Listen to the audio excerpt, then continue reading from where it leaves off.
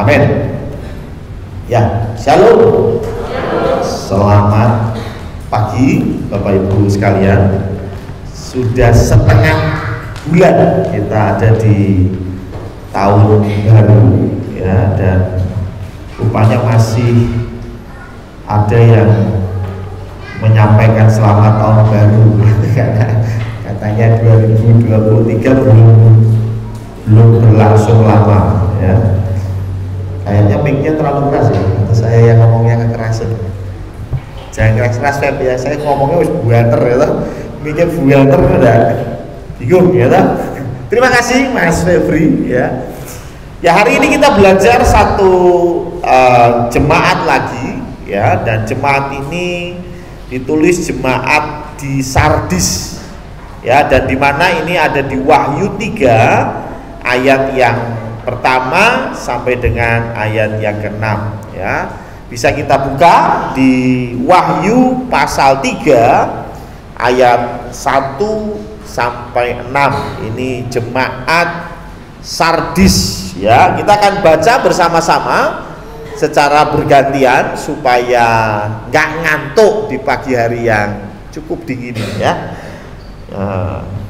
Oke, saya akan baca ayat pertama dan kedua Bapak Ibu, demikian seterusnya. Demikian firman Tuhan. Dan tuliskanlah kepada malaikat jemaat di Sardis, inilah firman Dia yang memiliki ketujuh roh Allah dan ketujuh bintang itu. Aku tahu segala pekerjaanmu, engkau dikatakan hidup padahal engkau mati.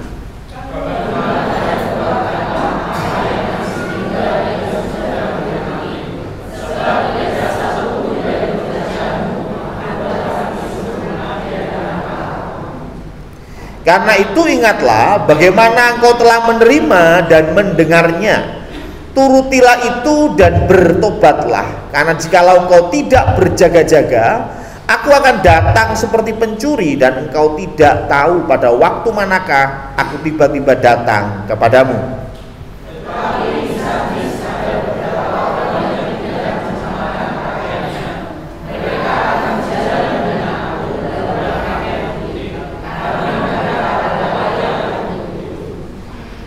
Barang siapa menang, ia akan dikenakan pakaian putih yang demikian. Aku tidak akan menghapus namanya dari kitab kehidupan, melainkan aku akan mengaku namanya di hadapan Bapakku dan di hadapan para malaikatnya.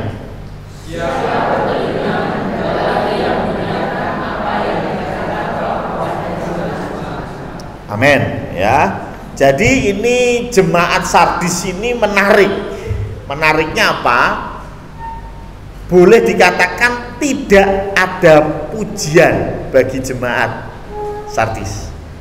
Ya, ada satu jemaat yang tidak ada kritikan, ada ya, namanya jemaat Smyrna ya. Tidak kritik tapi juga dikatakan pujian kurang tepat, lebih tepatnya penghiburan, penguatan karena mereka dianiaya. Tapi tidak ada kritik untuk Smyrna. Tapi di Sardis wale tidak ada pujian, isinya mau kritik. Coba balik ke ayat 1 ya. Biasanya Tuhan berkata, aku tahu pekerjaanmu, engkau mengasihi imanmu, pengharapanmu, begitu ya. Tapi ini apa? Aku tahu segala pekerjaanmu, engkau dikatakan hidup padahal engkau mati. Jadi awal saja, di ayat pertama saja Tuhan Yesus sudah bilang bahwa jemaat di Sardis itu mati. Ya tentu ini bukan berarti orangnya mati semua ya, tentu tidak. Ini bicara tentang kematian rohani. Mereka kelihatannya hidup. Ya, maksudnya gerejanya itu hidup. Maksud gereja hidup itu tentu ada ibadah. Betul ya? Tiap minggu ada ibadah. Mungkin ibadah tengah minggu pun berjalan dengan baik. Pendalaman Alkitab itu pun berjalan dengan baik, ya. Bahkan yang namanya hidup itu salah satunya bertumbuh, betul ya? Ya, hidup itu kan bertumbuh. Walaupun belum tentu juga, kalau contohnya saya kalau terus bertumbuh ya repot ya. Tapi umumnya salah satu indikasi makhluk itu hidup ya adalah bertumbuh. Berarti gereja di Sardis pun bertumbuh loh. Mungkin dalam jumlah jemaat setiap tahun direview sama Pak Majelis, Bu Majelis, naik terus gitu ya. Jadi artinya jemaat ini dikatakan hidup. Jelas ya, dikatakan hidup padahal mati. Jadi rupanya gereja ini punya kegiatan yang banyak, ibadahnya berjalan dengan baik, bahkan mungkin buka pos PI di mana-mana, betul ya? Karena sekali lagi ini tubuh loh ya, hidup. Ya, ini jelas dikatakan firman Tuhan hidup ini yang namanya jemaat Sardis. Tapi rupanya mati. Nah, pertanyaannya kenapa kok dikatakan mati? Ya, coba ayat yang kedua. Tuhan bilang bahwa ayat yang kedua, yes. Sebab, ini kan berarti alasannya ya, kenapa dikatakan mati? Sebab tidak satu pun dari pekerjaanmu aku dapati sempurna di hadapan Allahku. Jadi mereka punya banyak pekerjaan. Seperti tadi saya bilang, ibadah dan lain sebagainya, banyak pekerjaan yang mereka lakukan, tapi dikatakan tidak satu pun sempurna di hadapan Allah. Ya memang kalau kita bicara sempurna itu hanya milik Allah, katanya begitu ya. Katanya Bunda Dorce ya. Ya. Tetapi konsep sempurna itu apa sih? Sempurna adalah apa yang kita bisa berikan secara maksimal. Sempurnanya Butika berbeda dengan sempurnanya Endah. Sempurnanya Endah berbeda dengan sempurnanya Nia. Ya, setiap kita punya konteks sempurna sendiri. Makanya dikatakan sempurna di hadapan Allahku. Kalau di hadapan manusia, manusia menilai itu biasanya nggak fair, betul ya? Manusia itu menilai nggak fair. Ketika ada sekarang ini yang saya dengar, saya lupa namanya ya, tapi yang namanya bosnya Tesla siapa? Elon Musk, Mas Elon ya Pak? Mas Elon ini ya, Mas Elon ini rupanya sudah turun tahta dari orang terkaya di muka bumi, ya. Dan Elon Musk ini sudah tidak lagi jadi orang terkaya karena saham Tesla turun, ya.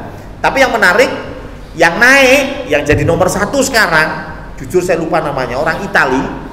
Dia yang punya brand mewah, ya. Salah satunya LV, Christian Dior, ya. Itu dia punya, ya. Nama perusahaan dagangnya saya lupa, tapi dia punya perusahaan itu dan sekarang dia yang paling kaya di planet ini, gitu ya. Yang menarik adalah ketika dilihat ternyata dia ini memang turunan Balung Gedi gitu ya. Ya, jadi rupanya bapaknya itu pun sudah punya perusahaan yang luar biasa. Dan dikatakan saat ini kekayaannya dia bisa menaikkan kekayaan 20 kali lipat dari kekayaan ayahnya dulu. 20 kali lipat. Ya, berarti yang jadi acuan jangan duitnya. Yang jadi acuan 20 kalinya. Betul ya? Kalau Anda berasal dari keluarga yang sederhana dan Anda sekarang sudah mencapai ekonomi yang 20 kali lebih besar daripada orang tuamu, ya sebetulnya kau tidak lebih buruk dari orang terkaya di dunia, betul ya? Kita harus membandingkannya dari mana dia start, ya kan? Jangan terus, wah dia orangnya kaya banget ya, iya tapi kan dari startnya sudah bagus, gitu ya. Sedangkan kita kadang-kadang menilainya, sekali lagi, manusia menilainya hanya dari luar, gitu ya. Kita lihat berarti wah luar biasa imannya dan lain sebagainya, tapi kan kita nggak tahu backgroundnya bagaimana, ya. Kalau Anda bilang wah Pak Yoyo begini, nah, tapi kan saya lahir dari keluarga Kristen sudah, ya. Betul ya, saya lahir itu sudah doa Bapak kami. Ya, tentu akan berbeda menilainya ketika iman saya harus dikompar dengan imannya Nia misalnya. Di mana Nia dari lahir ya belum kenal Kristus. Ya, baru kenal Kristus dalam waktu yang singkat, tetapi kalau saya ya sudah 40 tahun kenal Kristus. Harusnya ya kalau saya imannya lebih baik dari Nia, wajar orang? Wajar, rasa dibahas, itu paham ya? Tapi kadang-kadang kita manusia menilainya sama. Maka dari itu dikatakan sempurna di hadapan Allah. Allah yang bisa tahu, Allah yang bisa menilai. Engkau sudah berusaha sekuat tenaga, engkau sudah berikan yang maksimal atau belum? Ketika Pak Antonius memberikan persembahan 100.000, ya contoh, ya kan, dengan siapa yang masih sekolah ya? Afi ya memberikan 10.000 ya. Kalau kita bilang wah, Pak Antonius luar biasa kasih persembahan 100.000, tapi di hadapan Tuhan lebih besar mana? Kafi ya. Kalau Pak Antonius 100.000 itu kecil ya, tapi Kafi 10.000 itu mungkin sanggup 2 hari ya. Paham ya maksudnya ya? Jadi Allah yang bisa menilai, dan Allah bilang tidak ada satupun dari pekerjaanmu itu sempurna gitu loh. Jadi sekali lagi, sempurna bukan berarti ketika kita melakukan puji-pujian harus sempurna, enggak. Ya tadi itu pujiannya nggak sempurna tuh ya. Ada satu yang nggak pas itu ya kuncinya ya, kunci pujian sama yang nyanyi nggak matching gitu ya. Wah nggak sempurna. Bukan itu standarnya. Standarnya Allah yang ngerti. Tadi malam lu persiapannya serius nggak? Ya kan? Tadi malam kamu latihannya serius nggak? Kalau latihanmu serius, pagi ini kau sudah berdoa dengan sungguh, dan memang ya belum bisa sama antara musik dengan pujian. Mungkin buat kita nggak sempurna, buat Tuhan sempurna. Paham ya? Dan rupanya gereja di Sardis ini, jemaat di Sardis ini nggak sempurna di hadapan Tuhan. Dan rupanya apa sih yang bikin sempurna? Apakah yang bikin sempurna itu harus luar biasa, harus megah, harus jor-joran duit? Tetapi rupanya yang ditekankan di ayat 4, Wahyu 3 ayat 4, coba kita lihat. Ditekankan ini, tetapi di Sardis, tetapi itu berarti bertolak belakang. Betul? Kowe ingin jengkel ke bodoh, keras kepala, tetapi ya kan berarti ada tolak belakangnya ya. Tetapi di Sardis ada beberapa orang yang tidak mencemarkan pakaiannya. Berarti kenapa pekerjaan jemaat di Sardis itu tidak sempurna di hadapan Tuhan? Karena mereka mencemarkan pakaian. Setuju ya? Karena bertolak belakang. Karena mereka mencemarkan pakaian. Lah memangnya ada apa dengan mencemarkan pakaian? Apakah mereka ke gereja enggak dicuci dulu bajunya? Tentu tidak. Pakaian di dalam Alkitab ini bicara tentang apa yang kita lakukan atau perbuatan. Saya kasih contoh Matius 22, bisa dibuka ayat 11 sampai 13. Matius 22 itu bicara tentang seorang raja, dan raja ini membuat sebuah pesta pernikahan. Mereka diundang ya, orang-orang dekatnya raja diundang ya, teman-temannya raja diundang.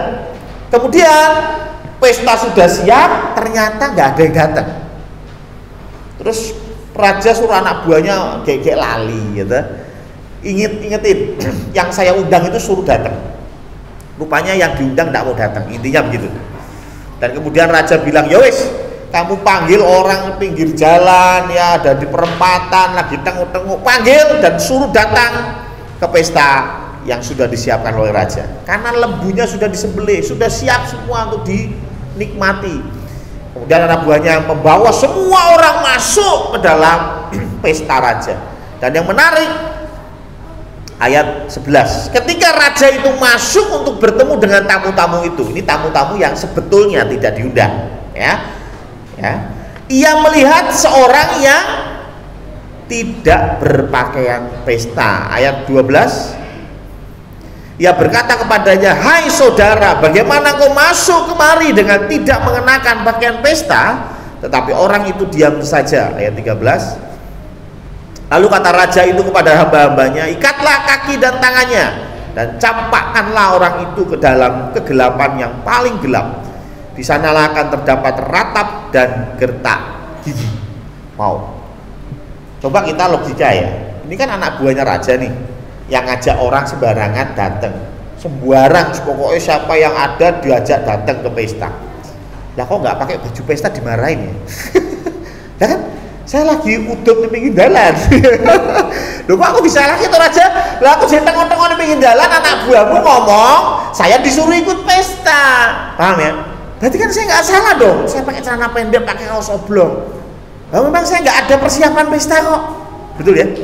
Tapi kenapa raja marah dan ikat tali kaki dan tangannya dan disuruh masukkan ke dalam kegelapan yang paling gelap? Kenapa? Ya tentu ini bukan bicara hanya pakaian, tetapi ini bicara perilaku, kelakuan. Dan bicara pakaian, ini juga bicara menghormati yang mengundang. Betul ya? Jenengan pernah diundang pesta enggak? Pernah ya? Kalau diundang pesta kira-kira pakaiannya apa? Atau cekak, kaos oblong, gitu, belakangnya tulisannya slang, ya. Ya, atau buronan mertua, Masya Allah ya. Apa begitu? Ya lo, apa begitu? Ya Wawan saja yang dulu koster di sini itu aja kalau kondangan pakainya rada rapi gitu. Ya nggak mungkin dia pakai yang tahanan mertua ya. Ya pasti ya. Artinya apa? Menghormati yang undang. Orang ini dia ngerti dia diundang pesta raja loh yang undang. Dia tidak menghormati yang undang. Tapi ini bicara tentang kelakuan dalam hidup kita. Pakaian itu bicara kelakuan kita dalam konteks firman Tuhan ya. Maka dari itu ini pas banget seperti ditulis di Yakobus 2 ayat 26. Iman tanpa perbuatan adalah mati. Persis ya. Kamu itu ketoke urip sakjane mati. Sama seperti Yakobus bilang, iman tanpa perbuatan itu mati. Jadi rupanya ini yang jadi pokok masalah jemaat di Sardis. Mereka itu tanda kutip ngakunya punya iman, ngakunya orang Kristen, ngakunya pengikut Kristus, tapi perilakunya jauh dari Kristus. Loh, Kristen itu kan pengikut Kristus. Kenapa disebut pengikut Kristus? Karena kita meniru apa yang dilakukan Kristus. Nah kalau kita nggak melakukan apa yang dilakukan Kristus ya sebetulnya namanya bukan Kristen ya Pak Parno ya. Kalau kita melakukan apa yang dilakukan setan namanya bukan Kristen. Ya namanya ini pengikut setan, satanis gitu. Ini cocok ya.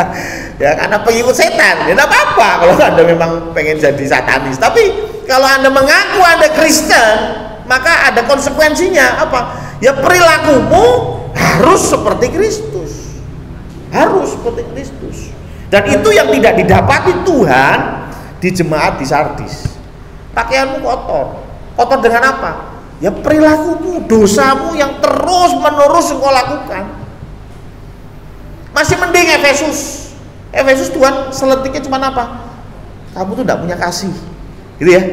Tapi mereka pelayanan luar biasa, betul ya? Mereka menguji segala sesuatu, wah hebat. Cuman nggak punya kasih. Yang ini lebih parah. Bahkan nggak punya kasih, mereka nggak punya perilaku. Masih mending lah Efesus melayani walaupun tidak punya kasih. Nah ini orang melayani belas gitu. Sama sekali tidak. Kenapa? Karena itulah firman Tuhan bilang bahwa kamu itu mati. Dan ini pas dengan Matius 7 ayat 15 sampai 20. Tuhan bicara tentang buah dan pohon. Kalau kita ini pohon yang ditanam oleh Gusti Allah, maka Gusti Allah menuntut kita berbuah. Berbuah itu bukan sekedar punya anak tadi berbuah. Berbuah itu apa? Ya perbuatan kita. Dan Tuhan bilang apa? Pohon itu dikenal dari buahnya. Kita itu dikenal bukan dari KTP-nya orang Kristen, KTP-nya orang Katolik, bukan. Kita dikenal harus karena perilaku kita. Betul ya? Wong Kristen kok kelakuannya kok setan gitu kan ya. Berarti ini nggak pas nih, gitu. Nggak pas, gitu. Berarti ada yang salah. Yang salah bukan setannya, KTP-nya. Harusnya KTP-nya diganti. Itu bukan Kristen, coret tuh Kristen ya. Karena ternyata kelakuannya bukan Kristen. Ya. Dan itu yang bikin Tuhan jengkel dan Tuhan marah. Dan rupanya ini yang paling serius. Kalau saya lihat di dalam jemaat-jemaat yang lain, ini yang paling serius. Karena sekali lagi, ini jemaat gak dipuji sama sekali. Ini jemaat benar-benar dikritik habis-habisan. Bahkan di Matius 3 ayat 8 berkata bahwa karena engkau sudah diselamatkan, maka harus ada buah pertobatan. Ya. Jadi kita sudah belajar bahwa jemaat di Sardis rupanya disebut mati itu karena mereka tahu teori. Mungkin setiap gereja pun mengerti tentang firman Tuhan, tapi tidak melakukan. Ya. Walaupun di dalam ayat yang keempat tadi, Wahyu 3 ayat 4 dikatakan ada beberapa orang yang tidak mencemarkan pakaian. Artinya ya ada puji Tuhannya sih. Ada beberapa orang. Tapi saya berpikir kok cuman beberapa ya. Kan parah ya. Kemarin kita belajar bagaimana di Tiatira yang kacau itu cuma satu orang, namanya Isabel, ya masih ya. Isabel satu orang doang. Walaupun satu orang itu berpengaruh dan dia mempengaruhi yang lain, tapi yang jadi problem kan satu orang nih. Yang lain keracunan satu orang ini. Tapi yang menarik di sini di Sardis dikatakan cuma beberapa sing apik. Bayangin, beberapa yang bagus. Beberapa penafsir mengatakan kenapa kok Tuhan tidak menghukum saja jemaat di Sardis. Ya salah satunya jawabannya Tuhan kasih kesempatan yang kedua. Oke, amin. Tapi yang kedua ada yang mengaitkan ini dengan Sodom dan Gomora. Masih ingat Abraham berkata bahwa kalau ada 50 aja yang hidup benar, apakah Sodom dan Gomora akan dihancurkan? Gitu ya. Lalu Tuhan bilang, wis nek 50 ono wis ora bakal tak hancurkan. Terus mulai nego ya. Nego sampai ketemu 5 orang dan itu pun tidak ada. Buktinya Sodom dan Gomora dihancurkan gitu ya. Artinya apa? Rupanya beberapa orang tadi itulah yang membuat jemaat di Sardis tetap Tuhan pertahankan. Ya. Jadi bersyukurlah kalau engkau di antara orang-orang yang mencemari pakaiannya, engkau didapati Tuhan tidak mencemari pakaian. Perilakumu benar di hadapan Tuhan, bersyukurlah. Kenapa? Karena engkau soko gurunya gereja. Betul ya? Soko guru gereja bukan majelis. Soko guru gereja bukan pendeta. Tetapi soko guru gereja adalah orang-orang yang benar di hadapan Tuhan. Kalau gereja itu sudah tidak ada yang benar seorang pun, sepertinya Tuhan akan hapuskan itu dari muka bumi. Betul ya? Seperti Sodom dan Gomora. Buat apa ada gereja kalau seluruh isinya orang-orang yang tidak benar di hadapan Tuhan? Tapi kalau ada beberapa orang yang benar di hadapan Tuhan, beberapa orang yang tidak mencemarkan pakaiannya, Tuhan tetap pertahankan gereja itu. Yang kedua, sudah bicara tentang bagaimana mereka mengerti firman Tuhan tidak melakukan ya. Yang kedua, dikatakan bahwa solusinya sekarang ini ya. Coba lihat di dalam Wahyu 3 ayat 2 dan 3. Wahyu 3 ayat 2 ya, bangunlah. Ya, jadi ini solusinya nih ya. Rupanya Tuhan kasih solusi, bangunlah dan kuatkanlah apa yang masih tinggal yang sudah hampir mati. Jadi rupanya ada yang masih tinggal dan hampir mati. Coba ayat ketiga. Karena itu ingatlah bagaimana engkau telah menerima dan mendengarnya. Jadi rupanya pengajaran di dalam jemaat di Sardis itu pengajaran yang baik. Mereka menerima pengajaran yang baik, betul ya? Karena apa? Engkau telah menerima, berarti kan sudah. Engkau telah menerima, engkau telah mendengar. Tentu ini bicara mendengar firman Tuhan. Jadi rupanya jemaat di Sardis ini mereka mengerti dan paham tentang firman Tuhan. Ya. Mungkin kalau sekarang itu jemaatnya itu banyak S2-nya ya, S2 teologi ya. Wah, pinter-pinter ya. Masalah berdebat tentang firman Tuhan, pinter. Atau jos tenan pokoknya ya. Bicara tentang Trinitas, wah lancar ya. Bicara tentang karunia-karunia roh, apal ya. Ya. Buah-buah roh bisa jelasin, wah luar biasa. Karena itu Tuhan bilang ingatlah bagaimana engkau telah menerima dan mendengarnya. Jadi rupanya jemaat ini sudah menerima firman Tuhan, sudah menerima pengajaran. Mung problemnya gak mau melakukan. Nah ini kan menarik ya. Kenapa kok orang-orang di Sardis ini sudah tahu firman Tuhan, sudah mengerti tentang firman Tuhan, tapi kok nggak mau melakukan? Nah ini pertanyaan, ya kenapa sih? Beberapa penafsir mengatakan begini, Sardis itu kota yang kaya,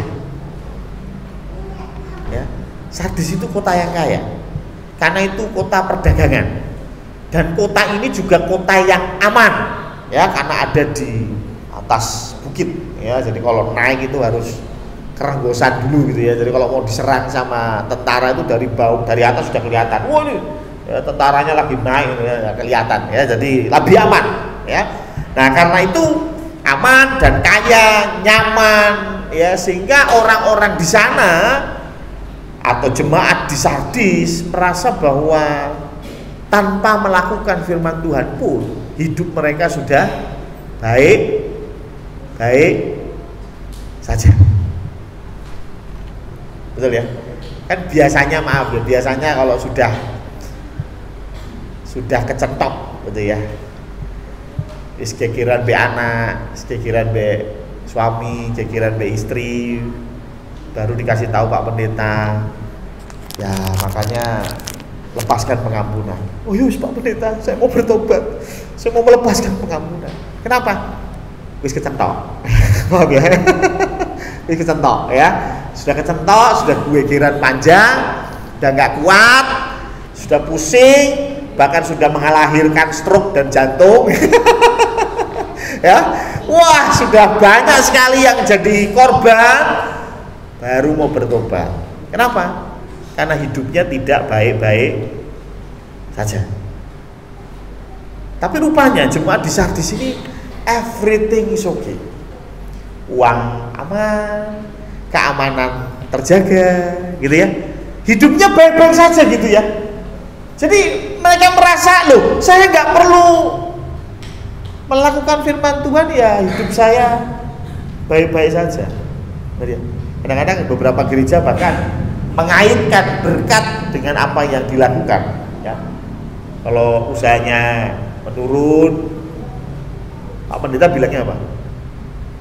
Ya makanya harus rajin ke gereja, kasih perpuluhan, nanti diberkati. Ya saya nggak setuju dengan itu ya, tapi maksudnya ada banyak yang begitu kan, sehingga mereka datang ke gereja, ya melakukan apa yang baik, ya karena ada embel-embelnya supaya usahanya menarik ya, usahanya jalan gitu ya.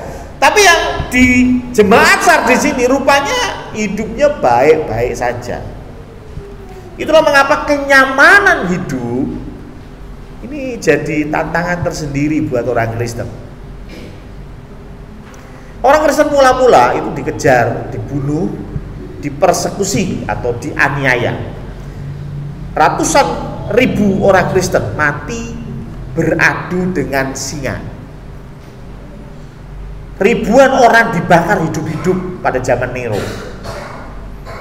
Jadi orang Kristen itu benar-benar dianiaya pada awal kekristenan. Sampai pada tahun 325. Jadi 300 tahun orang Kristen itu dianiaya. Bayangkan. 300 tahun dianiaya. Tapi yang menarik, semakin dianiaya, orang Kristen ini malah nggak habis, malah makin banyak. Ya. Orang Kristen itu makin menyebar ke seluruh penjuru. Bukan karena dienakin, tapi karena dianiaya. Tapi ketika tahun 325 mulai kekristenan ini menjadi agama yang legal, bahkan disupport oleh pemerintah. Jadi ora perlu persembahan panjenengan. Mau Natalan tinggal kontak Kesra gitu. Langsung duit turun gitu ya. Mau bikin acara apa?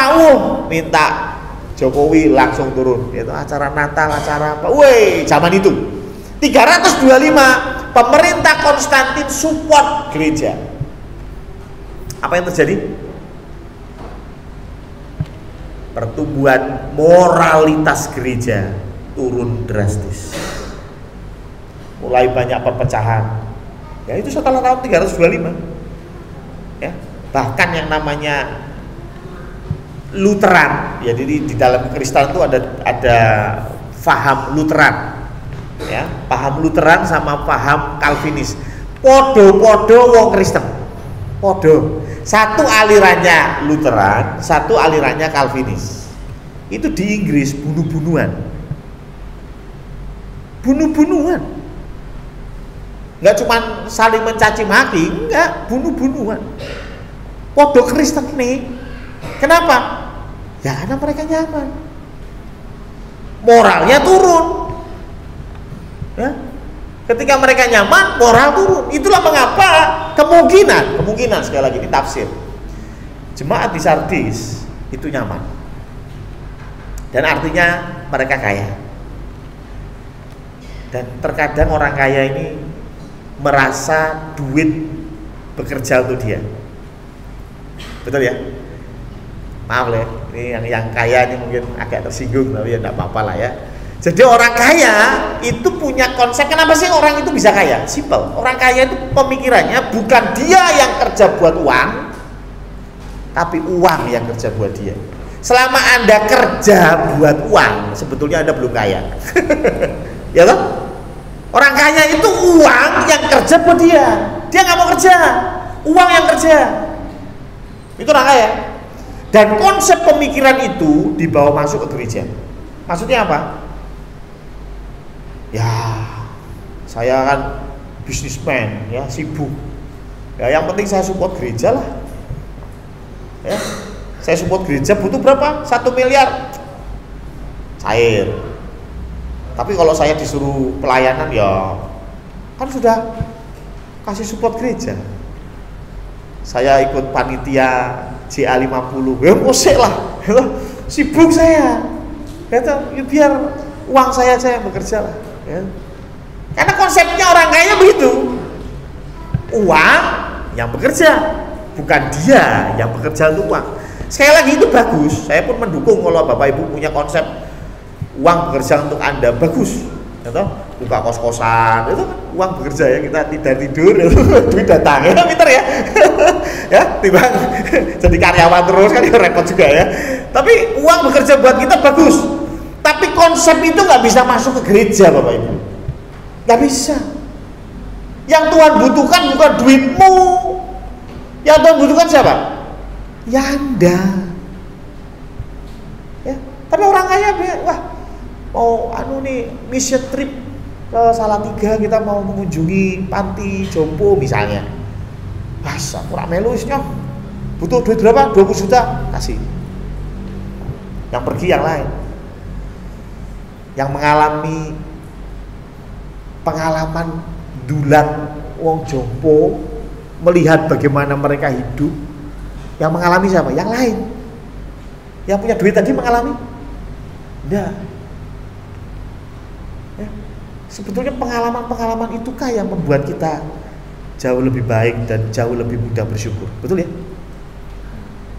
Sekali-sekali kita mission trip gitu ya, ke panti asuhan gitu ya. Kita yang melayani mereka, kita yang dulangi babah jompo. Betul? Ya. Dari situ kita bisa belajar. Tuh. Ya, aku bersyukur loh bisa makan. Di sini nasi ada, lauk ada. Memasukkan nasi ke mulut itu yang susah. Kenapa? Tangan sudah ngewel. Betul? Kita sudah bersyukur. Sederhana, tapi kita bersyukur gitu. Kita ke anak panti, lihat bagaimana cerita mereka, dibuang dari usia 2 tahun, masuk panti asuhan nggak ngerti orang tuanya. Nek kowe gegeran mbek wong tuamu jek mending, paling ora kowe duwe wong tua. Betul? Kadang-kadang kita nggak bersyukur karena wah bapakku itu, ibuku tuh. Loh, bersyukurlah di panti mereka nggak tahu orang tuanya. Betul ya? Coba kalau uangmu yang bekerja, apakah ada pengalaman itu? Tidak ada. Dan orang-orang kaya biasanya yang bekerja duitnya. Saya nggak bilang bahwa Tuhan membenci orang kaya, tidak, ya, tidak. Tetapi jangan masukkan konsep itu ke gereja. Di luar silakan uang bekerja untuk Anda. Tapi di sini yang Tuhan perlukan bukan uangmu, tapi hatimu dan dirimu. Ya kan? Hidup kita ini adalah persembahan buat Tuhan. Ya. Jadi bukan uang kita, persembahan yang sejati itu bukan duit kita, tapi ya kita sendiri. Yang penting kan saya perpuluhan, yang penting saya persembahan. Datang ke gereja sebulan sekali ya tidak apa-apa lah. Bukan itu. Yang Tuhan perlu bukan uangmu sekali lagi. Tapi jemaat di Sardis kemungkinan, sekali lagi ini saya baca dari tafsir ya, di Alkitab tidak dijelaskan apakah mereka kaya atau tidak. Tapi salah satu kemungkinan karena jemaat di Sardis itu dia kaya, baik-baik saja, semuanya oke, sehingga mereka tidak mau melakukan firman Tuhan. Yang ketiga, konsekuensinya apa? Coba kita lihat di ayat 5, Wahyu 3 ayat 5. Wahyu 3 ayat 5 ini bicara barang siapa menang, ia akan dikenakan pakaian putih yang demikian. Aku tidak akan menghapus namanya dari kitab kehidupan. Itu yang menang, itu yang bertobat. Setelah dapat teguran, mereka bertobat, maka aku tidak akan menghapus namanya. Pertanyaannya, kalau nggak bertobat, berarti namanya akan dihapus, betul nggak? Kan logikanya gitu ya. Kalau nggak bertobat, namanya akan tetap tidak dihapus, dan Tuhan akan mengaku namanya di hadapan Bapa. Lah kalau nggak tobat, ya diwalik wae. Saya mau mengkonsenkan kepada namanya dihapus dari kitab kehidupan. Apa itu kitab kehidupan? Ini sudah ada dari Keluaran 32 ayat 32 sampai 33, Mazmur 69 ayat 29. Tapi yang kita mau baca Wahyu 20 ayat 12. Coba buka Wahyu 20 ayat 12. Ini bicara tentang kitab kehidupan. Ya. Dan aku melihat orang-orang mati besar dan kecil berdiri di depan tahta itu, lalu dibuka semua kitab. Dan dibuka juga sebuah kitab lain, yaitu kitab kehidupan. Dan orang-orang mati dihakimi menurut perbuatan mereka berdasarkan apa yang ada tertulis di dalam kitab-kitab itu. Ayat 13. Maka laut menyerahkan orang-orang mati yang ada di dalamnya, dan maut dan kerajaan maut menyerahkan orang-orang mati yang ada di dalamnya. Dan mereka dihakimi masing-masing menurut perbuatannya. Jadi buku kitab kehidupan itu isinya nama-nama orang yang sudah ditebus. Ya. Jadi misalnya saya sudah ditebus gitu ya, maka nama saya ini ada di kitab kehidupan. Kalau saya besok mati dan masuk ke pengadilan terakhir, ketika masuk ke pengadilan terakhir gimana? Statementnya di sana itu bagaimana? Pasti kita akan dibukakan semua perbuatan kita. Makanya tadi katakan akan dihakimi menurut perbuatan. Maka perbuatan saya ini akan dibuka semua. Samuel ini begini. Ini dosanya nih panjang nih di pengadilan terakhir. Dan mungkin saya akan ditanya sama hakimnya, ya, yaitu Tuhan Yesus ya. Kamu betul melakukan ini? Betul Pak. Saya melakukan itu semua Pak. Betul ini ya, rupanya betul, hakimnya betul lah. Ya iyalah, masa hakimnya salah? Ya toh, hakimnya betul. Berarti kamu keputusannya bersalah. Samuel Priyautomo vonis bersalah, masuk kepada kebinasaan. Tapi sebelum palu ditok, maka sang hakim itu berkata, tapi aku mengenal dia dan namanya ada di buku kehidupan. Dosanya sudah aku tanggung. Betul ya? Jadi tetap kita nanti di sana itu mempertanggungjawabkan. Orang terus pokoknya melu Gusti langsung mlebu swarga ya, ora lah. Ya tetap ada pertanggungjawaban dulu dong. Nah, di pertanggungjawaban itu kira-kira Tuhan mengakuimu apa tidak? Itu pertanyaannya. Ya, jangan sampai seperti Matius pernah tulis, bukan orang yang berseru-seru di hadapan Tuhan yang masuk surga, tapi orang yang melakukan. Pas ya, cocok ya? Ketika itu aku akan berterus terang kepadamu, aku tidak mengenal engkau, enyahlah sang pembuat kejahatan. Wah, ya, bayangin kalau kita di pengadilan terakhir, oh udah pede nih, udah pede ya kan. Samuel Priyautomo, ini dosamu, wah pede pasti ditebus itu. ya Tuhan, itu saya semua melakukan itu Tuhan. Kamu bersalah, tenang aja, habis ini pasti dibela ya kan. Dok, terus diseret mlebu neraka. Lu kan saya pendeta loh Tuhan, saya mengembalakan loh Tuhan. Terus Tuhan bilang, aku tidak mengenal engkau. Ciloko, yakin. Itu yang paling mengerikan bagi kita ketika Tuhan bilang, aku tidak kenal engkau. Makanya Tuhan bilang, aku akan tidak menghapus namamu dari kitab kehidupan dan akan mengakui engkau di depan Bapakku. Ya, itu yang akan terjadi besok ketika kita mati semua. Ada pengadilan terakhir. Dan di buku kehidupan itu rupanya bisa dicoret, bisa ditip X, jelas firman Tuhannya tadi ya. Ya, kalau engkau tidak bertobat, maka namamu akan dihapus dari buku kehidupan. Nah, pertanyaannya, bukankah orang Kristen itu selamat pasti? Jujur saya bukan apa ya? Saya tidak mengamini doktrin predestinasi, ya. Saya tidak mengamini itu, ya. Saya percaya bahwa di dalam kita masuk ke dalam kerajaan surga itu bukan sekali selamat pasti selamat, bukan. Nah, ini bisa berbeda ya. Tapi kalau buat saya itu bukan, karena firman Tuhan jelas, bahkan di Wahyu pun jelas, berarti bisa dicoret. Mereka awalnya sudah ada di buku kehidupan, ada tertulis di buku kehidupan, ono jenenge, tapi karena mereka tidak mau bertobat, dicoret dari kitab kehidupan. Bisa tuh? Bisa.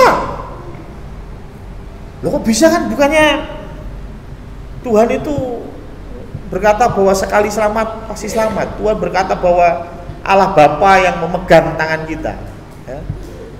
Memang, tetapi jangan lupa bahwa Tuhan memberikan kita kehendak bebas. Pagi hari tadi engkau mau datang ke gereja atau tidak, Itu keputusannya siapa? Anda yang bangun pagi, Pak Tri bangun pagi, dan mungkin dari malamnya sudah punya rencana besok saya bangun pagi, saya mau ke gereja. Itu keputusannya siapa? Pak Tri. Bukan Tuhan yang menuliskan pada tanggal sekian Pak Tri akan bangun jam sekian terus ke gereja. Nah, itu keputusan kita. Sama halnya seperti Adam dan Hawa memutuskan mengambil pohon pengetahuan. Itu Tuhan yang ngatur atau gimana? Enggak lah, kalau Tuhan yang ngatur, betapa jahatnya Tuhan. Betul? Betapa jahatnya Tuhan. Kok mengatur Adam dan Hawa supaya berdosa? Enggak tuh. Itu kehendak mereka, dan karena kehendak bebas, maka ada konsekuensi. Betul ya? Kalau semuanya sudah paten, itu tidak ada konsekuensi. Ya toh? Kalau semuanya sudah paten, tidak ada konsekuensi. Ya, contohnya Anda ngeprint. Pernah ngeprint ya? Pernah ngeprint ya? Ngeprint itu kan pernah ya? Ngeprint. Ketika ngekontrol P, lalu printer berjalan, pasti, sekali lagi ini pasti, udah nggak ada opsi lain. Pasti apa yang ada di komputer yang diketikanmu pasti semuanya akan tercetak persis, betul? Kalau ternyata di print ada tulisan yang salah printernya atau kamu yang ngetik? Ya kita yang ngetik lah, itu yang salah kita dong. Kita nggak mungkin ngomongin printer lu tolol ya. Ya masa sih namanya penatua kok nggak dikasih penatua, langsung Paulus Sumarno, harusnya ada PNT-nya dong depan. Apakah kita ngamuk-ngamuk sama printer? Apakah printernya salah? Ya enggak lah, karena printer nggak bisa punya kehendak bebas. Apa yang masuk di dalam dia, ya itu yang keluar, sudah. Itu printer punya konsepnya, mesin punya. Tapi kita bukan mesin. Kita punya kehendak bebas. Ya silakan aja kalau mau ke gereja, nggak ke gereja ya silakan aja, nggak masalah. Karena itu ada konsekuensinya. Konsekuensinya apa? Ya ini. Kalau engkau mau bertobat, namamu akan tetap ada. Tapi kalau engkau tidak mau bertobat, ya maaf, dicoret. Loh, kok Tuhan gitu? Berarti masuk ke Kristenan tidak pasti dong masuk surga. Jadi orang Kristen nggak pasti dong masuk surga. Betul begitu kan? Kan bisa dicoret. Itu bisa dicoret loh. Masuk Kristen bisa dicoret loh, ya. Di dalam Roma 11 ayat 21 berkata bahwa ada cabang-cabang yang dipatahkan. Cabang asli itu dipatahkan, apalagi kita yang cabang liar. Ya artinya apa? Sama. Kamu harus mengerjakan keselamatanmu dengan takut dan gentar. Kalau enggak, itu akan diambil daripadamu. Jelas lah. Tapi kok Tuhan gitu sih? Berarti nggak ada kepastian di dalam keselamatan orang Kristen. Yang ada kepastian adalah Tuhan saya, Allah yang saya sembah, itu Allah yang terbatas. Kita selalu berkata bahwa oh Tuhan itu tidak terbatas, maha besar, semua bisa dia lakukan, amin. Tapi sebetulnya Allah itu terbatas. Terbatas apa? Terbatas dengan dirinya sendiri. Kalau Allah sudah berkata bahwa barang siapa percaya kepadaku, dia tidak akan binasa, melainkan memperoleh hidup yang kekal. Itu jadi standarnya Tuhan. Tuhan nggak bisa keluar dari pakem itu, karena dia yang kasih statement. Paham ya? Kalau misalnya Pak Marno bilang, Aldo, kalau kamu pulang dari jam 10 tak kancingi. Ketika jam 10 datang Aldo belum pulang, maka Pak Marno harus ngancing pintu dan biarkan Aldo tidur di luar. Bukan karena Pak Marno nggak sayang, tapi karena Pak Marno bisa memegang kata-katanya. Betul? Coba kalau Pak Mano Aldo pulang jam 12, wis mesake lah, buka ke lawang. Sesuk mulai jam 1. Ya kan? Kata-katanya Pak Marno enggak lagi mandi. Yakin wis toh? Pak Marno mau ngomong, "Oh, kowe ora balik jam 10 tak kancingi." Sesuk balik jam 11, ya ora dikancingi. Sesuk jam 12, sesuk jam 1. Paham ya? Dan Pak Marno maaf, tidak akan dihormati oleh Aldo. Betul kan? Allah saya itu Allah yang akan dihormati oleh umatnya. Karena itu kata-kata dia pasti dia akan lakukan. Kata-kata dia ya. Dan itu yang membatasi. Jadi nggak bisa terus, oh kalau nanti ini saya ampuni. Bahkan konsep keselamatan di mana Tuhan Yesus harus mati di kayu salib, itu pun karena apa? Ya karena Tuhan terbatas, dibatasi oleh kata-katanya. Tuhan pernah berkata apa? Upah dosa. Siapa yang ngomong? Beliau. Tuhan yang ngomong, upah dosa adalah maut. Nggak bisa terus Tuhan bilang, ya sudah berarti selamat. Terus dosanya gimana? Dosanya saya hapuskan. Terus ngomong Pak? Iya, wis dosanya dihapuskan. Ceritanya piye terusan? Kata-katamu yang berkata upah dosa ialah maut. Mana? Maka dari itu Tuhan harus hadir jadi manusia, harus mati di kayu salib. Kenapa? Supaya membuktikan bahwa apa yang dikatakannya benar. Upah dosa ialah maut. Maka dari itu ketika Tuhan bilang bahwa kalau kamu main-main sama Tuhan, namamu akan dicoret. Itu dicoret betulan. Jangan terus paling enggak lah, kan dia kan bapak, kita kan anak. Ya nek ora percaya jajalan gitu. Ya.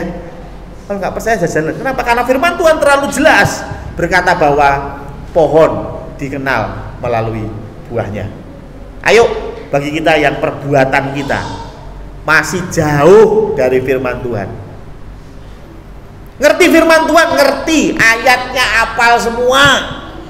Tapi kalau perilakumu tidak melakukan firman Tuhan, maka Tuhan bilang imanmu itu mati.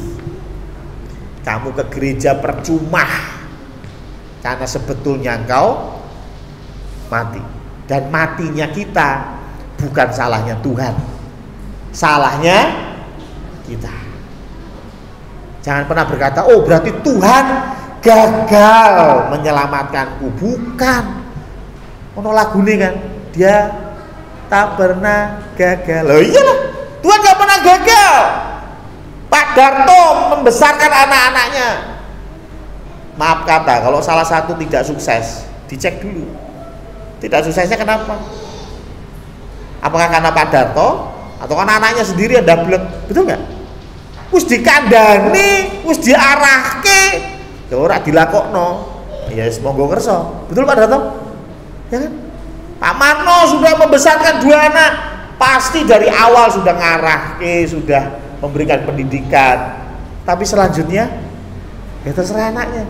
Anaknya mau nurutin atau mau keluarin duit buat beli mobil atau beli rumah gitu. Loh, bapak sudah ngarahke. Kamu mau bagaimana terserah kamu. Tapi resiko tanggung penumpang. Ya kan? Hal yang sama, Tuhan bukan Tuhan gagal menyelamatkan kita, tetapi Anda yang tidak mau diselamatkan.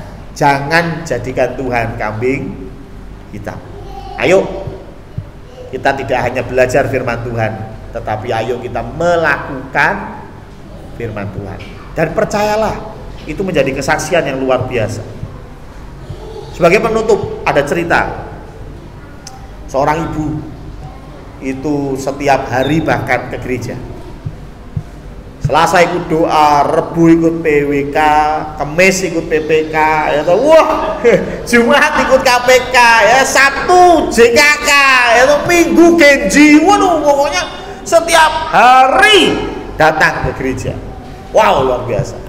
Tapi suaminya tidak pernah ke gereja, anak-anaknya nggak pernah ke gereja.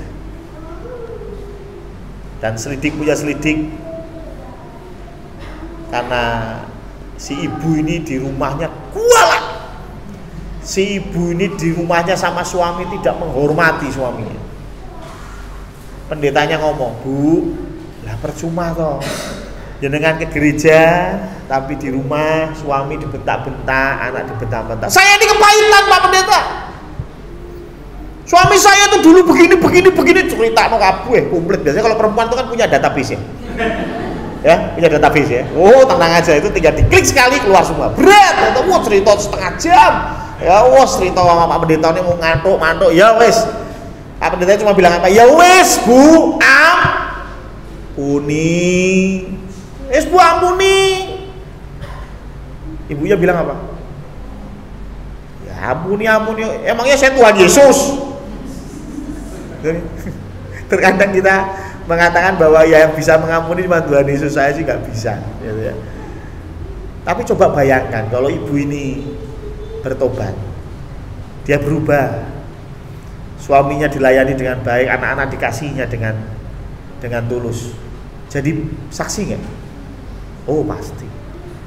Suaminya akan melihat, anak-anaknya melihat, bukan melihat dari imannya, tapi melihat dari perbuatannya. Percuma mlebu gereja bendino tapi ning omah gegeran terus mbek bojomu.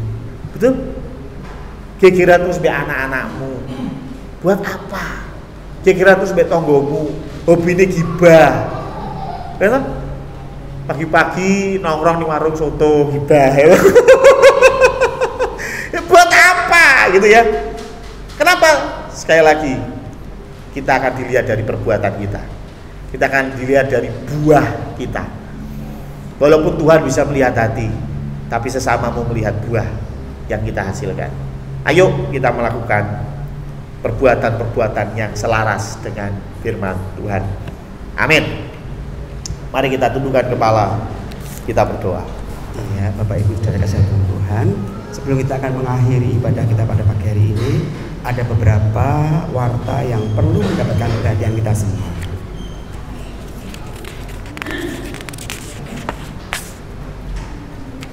Nanti pada pukul 10 Tunas Remaja akan mengadakan ibadah.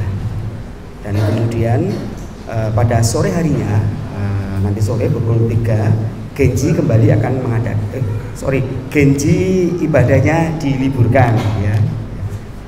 Dan untuk nanti sore kita akan mengadakan ibadah yang kedua, di mana pujian akan dilayani oleh Diaken Purwoko, Saudara Ninda, Saudari Ahdina, LCD oleh Saudara Kavi. Firman Tuhan akan kembali dilayani oleh Pendeta Samuel Utomo, dan doa syafaat akan dilayani oleh Bapak Tunggoro. Sementara pengumuman kembali akan disampaikan oleh Bapak Pendeta Samuel Utomo. Musik akan dilayani Saudara Marcel, Saudara Ronald, dan Saudara Vidi. Mohon perhatian untuk KPK, baik KPK Kasih maupun KPK Sukacita. Besok pada hari Jumat tanggal 20 Januari 2023 kita akan ber-KPK gabungan, bertempat di tempatnya Ibu Yuni yang beralamat di Jalan Roro Jonggrang Selatan 4 RT 6 RW 6 nomor 11 Kelurahan Manyaran. Dan pujian akan dilayani oleh Ibu Martiningsih, firman Tuhan dilayani oleh Pendeta Samuel Utomo, doa syafaat dilayani oleh Bapak Yakub Suparjo. Dan bagi Bapak Ibu yang mungkin kurang paham di mana sih alamat rumah Ibu Yuni ini, monggo kita mengundang untuk kita semua berkumpul di gereja. Kita akan berangkat bersama-sama. Jadi kalau acara ibadah dimulai pukul 18.30, paling tidak jam 18 panjenengan sudah rawuh gereja. Nanti kita akan sama-sama berangkat ke tempatnya Ibu Yuni untuk kita boleh mengadakan ibadah KPK gabungan. Kemudian untuk laporan kas pembangunan tahap ketiga, kita memiliki saldo sebesar Rp22.668.875. Dan ibadah minggu depan juga kita kembali akan melakukan ibadah di mana asar oleh Bapak Ibu Purwoko, majelis pendamping oleh Diaken Danu, pujian Bapak Tunggoro, Ibu Febe Kristiana, dan Ibu Jovan, LCD oleh Saudara Kavi, firman Tuhan kembali dilayani oleh Pendeta Samuel Utomo, doa syafaat oleh Ibu Sunardi, Pengumuman oleh Bapak Yakub Suparjo, musik oleh Saudara Ronald, Saudara Dian, dan Bapak Elisa, juga Saudara Vidi. Sementara soundman kembali dipegang oleh Saudara Febri. Untuk laporan persepuluhan sampai dengan Minggu 8 Januari 2023 terkumpul Rp5.570.000. Sementara untuk laporan keuangan hari baru, panitia mengalami defisit sebesar Rp5.520.500. Mohon perhatian kepada seluruh jemaat yang ada. Minggu depan merupakan minggu keempat di bulan Desember. Di bulan Januari ya 2023. Ini masih tercetak 2022. Jemaat masih diberi kesempatan untuk memberikan kesaksian. Jadi minggu depan monggo, kami rindu untuk mendengar kesaksian sharing berkat dari Bapak Ibu semua. Kemudian yang kedua, telah dibuka pendaftaran baptisan air yang akan dilaksanakan pada saat ibadah Paskah 2023. Dan bagi Bapak Ibu Saudara yang ingin mendaftarkan diri dapat menghubungi Pendeta Samuel Utomo. Kemudian yang ketiga, telah dibuka penerimaan pendaftaran murid baru PAUD Alfa tahun ajaran 2023-2024 dengan persyaratan sebagai berikut: anak berusia 3 sampai dengan 4 tahun menyerahkan fotokopi akta kelahiran, fotokopi KK, fotokopi KTP orang tua, fotokopi kartu menuju sehat, juga melampirkan pas foto ukuran 3x4 sebanyak 4 lembar.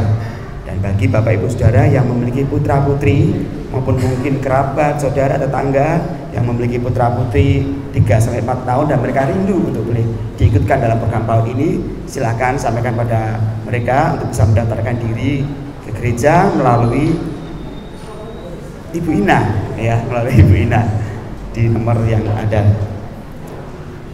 Demikian warta jemaat yang perlu mendapatkan pertanyaan kita semua. Apakah ada tambahan dari Bapak Pendeta? Ya. Terima kasih atas perhatiannya dan Yesus memberkati. Ya, terima kasih untuk Mas Proko. Ada beberapa tambahan. Yang pertama adalah untuk katekisasi baptisan, ya, itu hanya 2 kali boleh bolos. Sadis ya, 2 kali boleh bolos dan harus lulus ujian. Nanti ada ujiannya, tes, gitu. Ya, limit sama trigonometri biasanya ya. Ya. Jadi kemarin kan sudah minggu pertama tuh, ya. Sekarang minggu kedua, ya, untuk katekisasi. Artinya kalau sudah 2 kali, dan minggu yang ketiga besok, kalau tidak datang juga, maksudnya kalau mau daftar tapi baru minggu ketiga, ya berarti sudah tidak bisa ikut, maksudnya ya toh, karena kan sudah bolos kemarin, bolos hari ini, ya toh, kalau besok minggu depan bolos lagi ya sudah tidak bisa ikut baptisan, ya. Maka dari itu kalau ada yang mau berminat ya harus segera diinfokan, kalau telat ya maaf tidak bisa ikut, ya. Itu yang pertama. Yang kedua adalah panitia hari baru sudah dibubarkan tanggal hari Rabu kemarin, ya, tanggal berapa itu dihitung, ya, ya itu, ya, karena itu ini akan dibuka kepanitiaan yang baru, panitia JA50 session 4, ya, kalau kita bilangnya yang keempat ini, ya. Jadi JA50 yang keempat, ya, dan ini mempersilahkan Bapak Ibu bisa daftar kepada ketuanya, ya, silakan ketuanya untuk bangkit berdiri, ya, saya maksudnya, ya. Kan sudah bangkit berdiri, ya, ya. Jadi ketuanya saya, ya, kayaknya sih Bapak Ibu pasti tahu nomor WA saya, ya, di WA grup ada, WA grup Condro. Kalau Bapak Ibu mau ikut daftar, WA pribadi ke saya, ya. WA pribadi, dan setelah WA pribadi langsung saya akan masukkan ke WA grup panitia. Maksudnya begini, kalau Bapak Ibu belum masuk ke WA grup panitia, artinya belum terdaftar. Belum terdaftar tuh bisa karena saya lupa, gitu ya. Misalnya Mbak Tika, Om, aku mau ikut ya panitia, aku ngomong yo beres, lali langsung gitu. Berarti kalau belum dimasukkan, ya berarti belum terdaftar, gitu ya. Jadi kalau misalnya belum dimasukkan tapi kayaknya sudah ngomong ke Pak Pendeta, Ya, lah monggo saya di WA ulang gitu ya, mungkin lupa, namanya juga manusia ya toh. Di WA ulang, Pak Pendeta kok saya belum dimasukkan ke WA grup, oh iya lali gitu ya. Jadi tolong supaya Bapak Ibu kalau yang mau mendaftar sebagai panitia untuk CA50 boleh ya. Dan syaratnya apa sih? Ya kalau tadi PAUD syaratnya banyak. Ya toh, saya aja lupa itu ya, apa sih syaratnya ya. Kalau panitia CA50 syaratnya satu tok, punya komitmen untuk melayani, wes titik ya. Jadi kalau panjenengan memang mau melayani di kepanitiaan, daftaran ya. Saya tidak mau nunjuk, saya tidak mau mewajibkan. Yang mau ikut ya ayo daftar ke saya, tidak mau ikut ya tidak apa-apa ya. Sekali lagi saya buka pendaftaran sampai akhir Januari, karena Februari awal kita akan mulai rapat perdana ya. Itu untuk kepanitiaan. Dan yang ketiga adalah selamat datang untuk Pak David dan istri. Ini si kecil dibawa enggak ini? Oh puji Tuhan ya, si kecil dibawa ya. Jadi rupanya lama tak jumpa dengan Pak David sudah bertambah ya.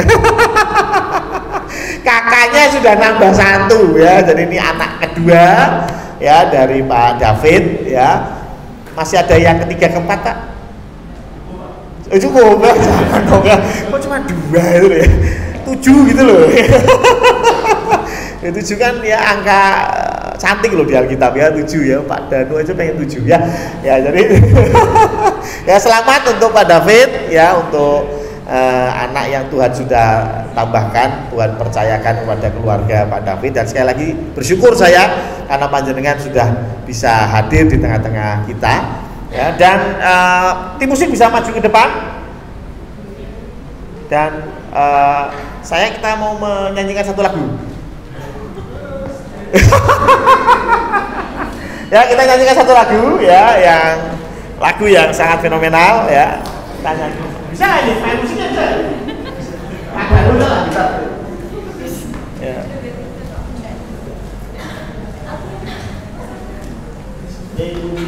Kuncinya dari bir mesin. Ya kita nyanyi lagu Happy Birthday, Happy Birthday, Happy Birthday,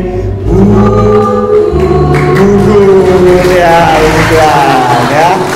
Selamat ulang tahun Bubun, Tuhan memberkati. Dan karena Bubun ulang tahun pada hari ini, Bubun mau traktir kita semua sarapan bareng ya. Jadi di sebelah kanan saya ya, ini sudah disiapkan sarapan bersama ya, untuk kita bisa bersukacita atas ulang tahun Bubun yang ke-18 ya.